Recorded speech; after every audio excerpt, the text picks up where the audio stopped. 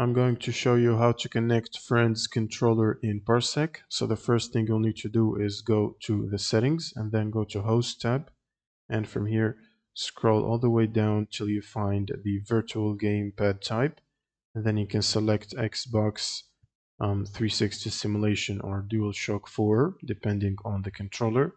And if it's a USB gamepad, you can basically choose the Parsec virtual USB, which will require downloading and installing this driver here. Now also in the same tab, scroll up and find exclusive input mode and make sure to turn it off if it's already enabled. And then your friend should have their controller plugged in their computer locally.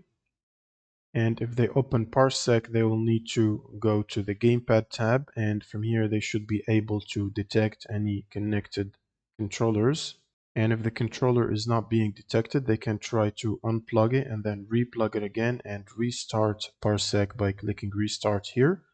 Or you can quit it from here and restart it as admin by searching Parsec, right-click on Run as admin. And this should detect your controller. And now all you need to do is invite them to the session. So if you are the host, you can go back to computers and start sharing here and copy this link and send it to your friend. And your friend can paste it in this box down below and press the join button. And once your friend is connected to the host, you should see the connected clients down below here.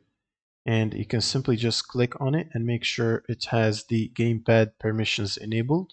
So just click on gamepad to grant the permissions. And if you see a check mark, that means it's enabled. If it says this cross mark, it means it's disabled. So make sure to enable that. And now you can basically start the game or whatever you're trying to do. And you can use the controller from your machine and your friend's machine. That's pretty much it for this video. If you have any questions, leave them in the comments below and see you in the next one.